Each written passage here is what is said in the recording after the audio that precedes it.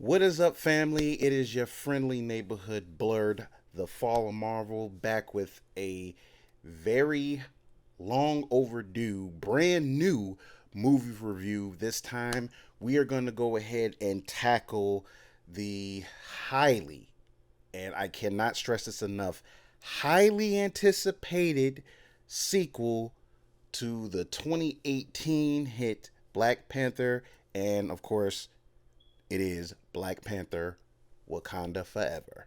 Needless to say, I have a lot of thoughts going into reviewing this movie, so I'm going to do this slightly different. In an effort to be as objective as possible, I'm going to review this movie from two different perspectives. The first part is going to be strictly as a film itself, and the second is going to be as a fan. And just so you know, as a fan, I am going to have a lot to say. Just so you know, I will announce when spoilers are coming up, so you don't have to click off or anything. I will put the time right here. So look out right here, and that way you're not looking at me saying this, that, and the third. Like, why didn't you spoil? Why didn't you tell me you was going to spoil it? It's like, look, fair warning. Look, if you follow me enough or whatever, you know what's going on. So I don't want to hear it. So without delaying it any further, let's go ahead and go through this thing. Now, we are going to talk about this first as a film. I'm going to give you the good and the bad, and I'm going to go from there strictly as a film, not as a fan. So let's go.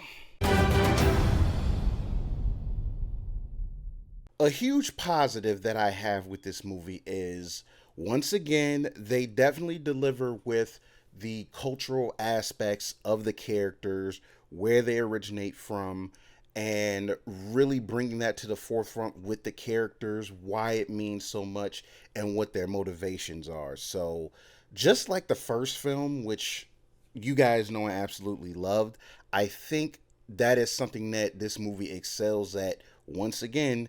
I can't really say whether or not it does better this time versus the first, but I mean, I guess it's because this is more centered around the Mayan culture. So obviously, people who are of Hispanic origin can educate me a little bit more on that. But from my eyes looking in, I think they did a really good job with that. I believe all the actors brought their A game when it comes to their characters. It was well acted. Letitia Wright, I think, was really good in this with the material she was given, and everyone was given a lot more to do since the movie was focusing more on the citizens of Wakanda, and I think that everybody obviously had to step up, and I think everyone was able to do that with no problem. Letitia Wright does a really good job. I forget the actress's name that was Riri Williams. She was really entertaining, and I really liked her character.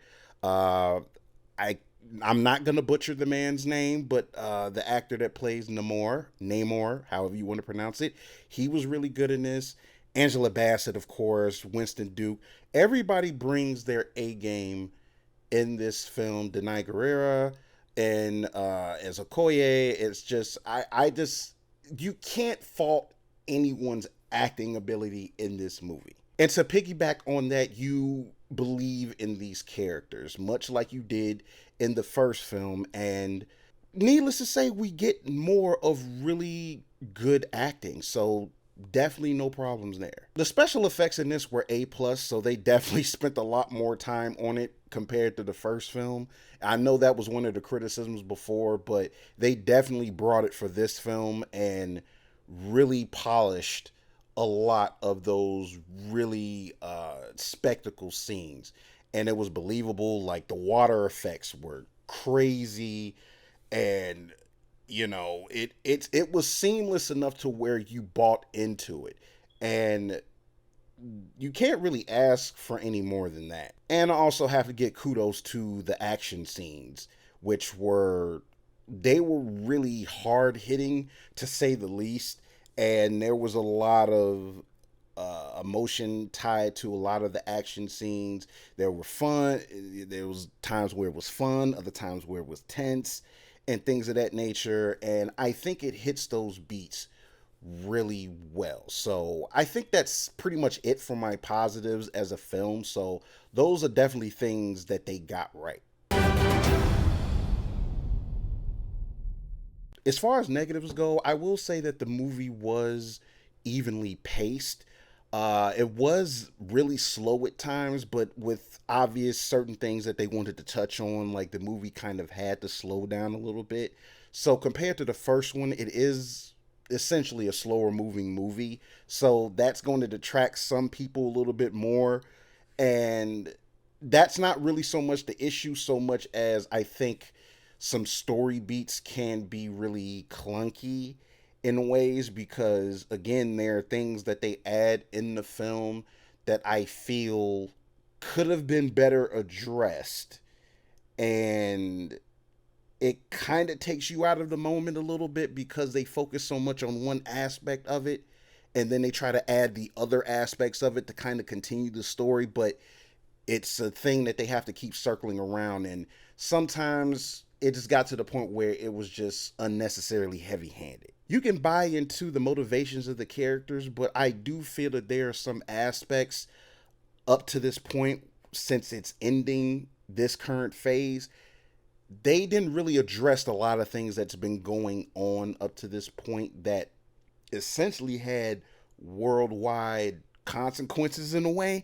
So that's one of the things that I wish they would have tightened up a little bit with that. So that's kind of where my negatives end, like generally as a film. So what I am going to do is, and I should have said this earlier, but what I'm going to do is I'm going to give this two different grades. So as a film and how they executed the film and what they did, I will say that the movie itself is pretty solid if you just go into it just strictly as from a filmmaking standpoint and just say like, you know what, this is a pretty solid film. It's well acted. You could follow the story. The action's good. The effects are good.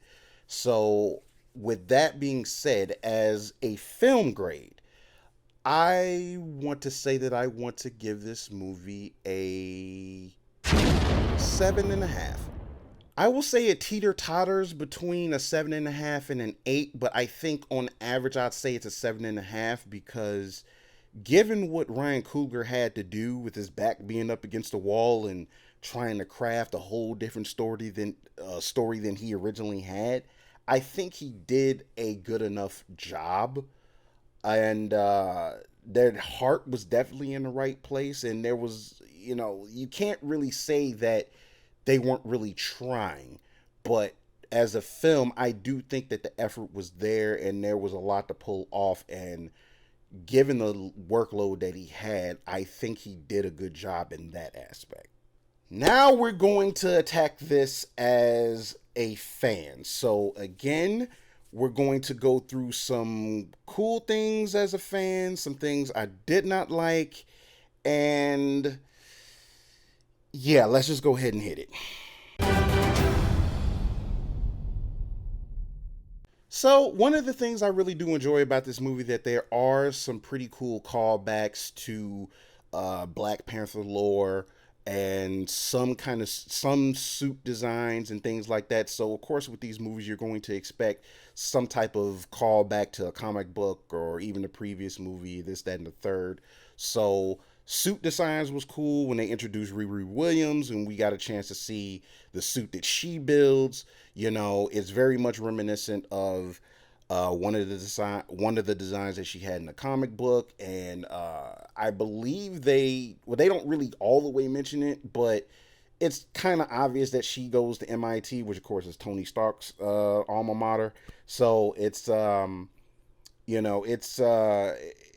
does a really good job with those aspects of it, and I don't think that it kind of shirks that much on the lore, but again, it's like certain callbacks and the way they handled, I believe the place is called Talukan.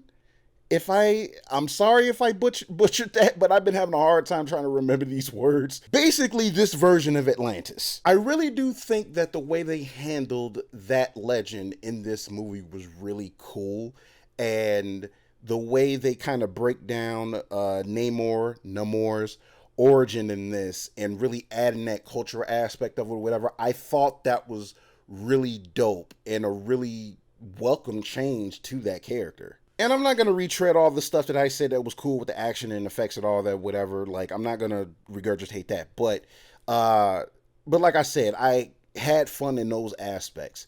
So, as a fan, those were my positives in. And so, the things that I didn't like, whew,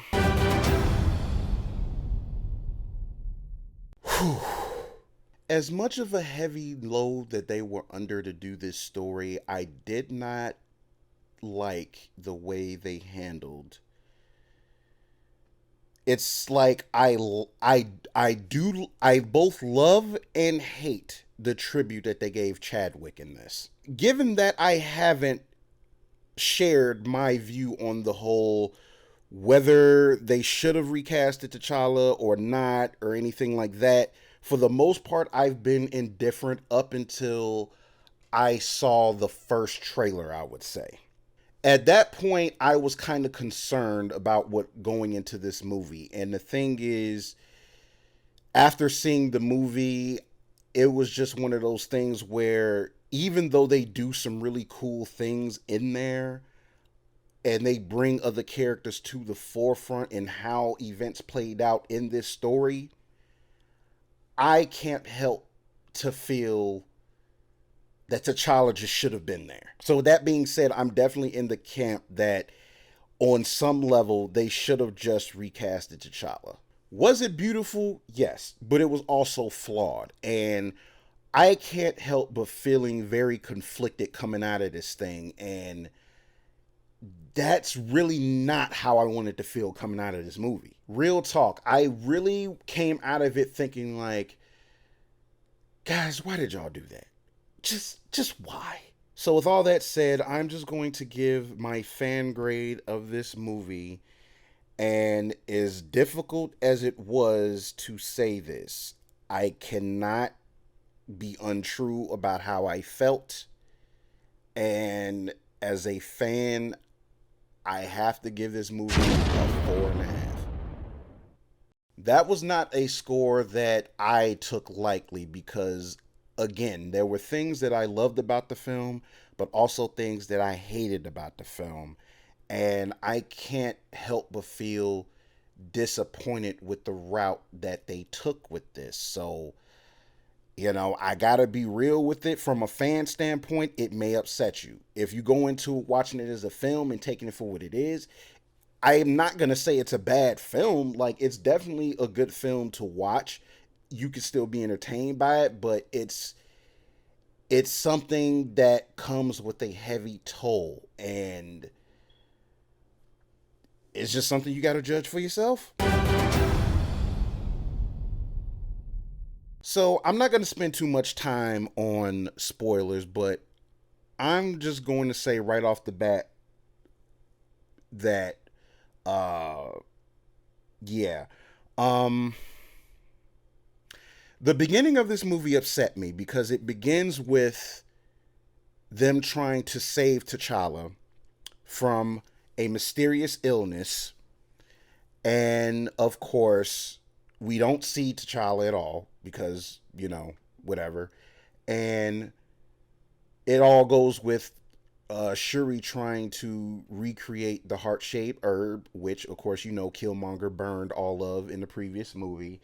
And she was having a hard time trying to recreate it. And she was trying to create it to save T'Challa, but of course, that didn't happen. So, and that's, of course, when we get to the funeral scenes. And it's just like, and they kind of allude to something about T'Challa like a little bit early on that kind of gave you some hope. And it's just like, okay, could it be something? What is it going to be? And they kind of leave that hanging for the majority of the movie. And they don't come back around to it until the absolute very end. And I'm going to get to that. So there's something that they set up with Ramonda, and she is like saying, hey, there's something I need to tell you about T'Challa, and that's right before they get interrupted by Namor showing up. And again, they just kind of leave it there, and it's just, Yeah. Riri Williams' introduction to this was kind of cool because it was pretty much found out that her designs developed some type of vibranium tracker, and that's what kind of brings in the whole thing with the water dwellers, basically, because apparently their civilization was created by vibranium as well. So obviously there's been technically more than one mound of it, but how they introduced that I thought was actually pretty cool. But because Riri Williams developed this machine, the water dwellers wanted to kill her because they think that she was a danger to everyone else and them discovering the underwater tribe and whatnot. So it kind of that's where the inner conflict comes in. But of course, we go through all that, we get to the end, and we finally get the revelation. Okay, what is this revelation of T'Challa? And it turns out that apparently Nakia got pregnant sometime between the end of Infinity War and whatnot. So Nakia was pregnant, and T'Challa has a son named T'Challa. And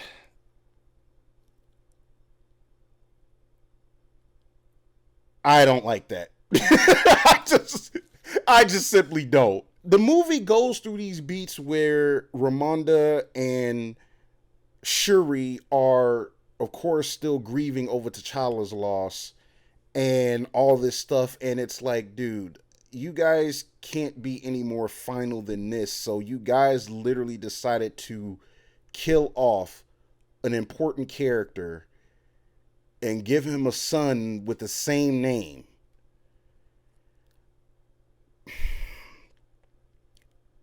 I just couldn't get, like, by the end of it, I couldn't get with it. I just couldn't. On top of that, Queen Mother Ramonda dies in this movie, and that upset me because it's like, dude, you guys are wanting to push Shuri so far. It's just like, dude, why are you taking all this away from these characters? It's one thing that you took T'Challa away. Now you take her mother away. Now all she has is a nephew. And I'm like, what is this? So if you stuck around for the spoilers, like, you kind of know why I have a love-hate relationship with this film right now. So, you know, that's what they did, man. Like, I'm at the point where it's just like, even though there's things I love about this movie,